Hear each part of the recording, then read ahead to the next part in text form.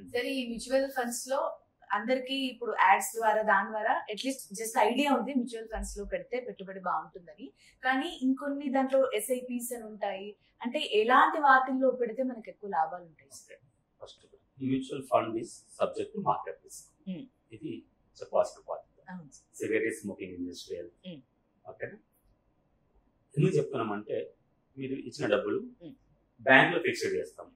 వాళ్ళు ఏం చేస్తారంటే మోటామోటి 6% ఇస్తారు కాబట్టి ఆ డబ్బులు తీసుకెళ్ళి ఏం చేస్తారు, వాళ్ళు అగైన్ షేర్ మార్కెట్ చేసి ఎక్కువ లాభాలు సంపాదించేసి రిస్క్ తీసుకొని ఒక కంపెనీ పోయినా రిస్క్ తీసుకొని మనకు మినిమం అమౌంట్ ఇస్తే వాళ్ళు తీసుకుంటారు.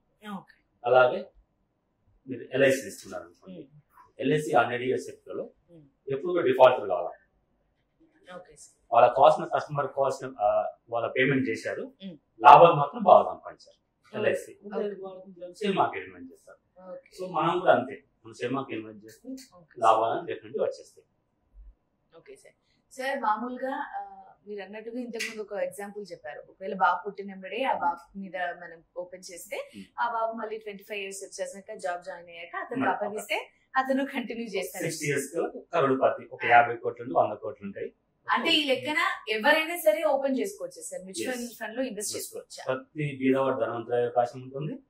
తర్వాత పిల్లల పేరు మీద మ్యాండేట్ ఓపెన్ చేసి చేసుకోవచ్చు. ఓకే, అది కూడా ఆప్షన్ ఇచ్చింది.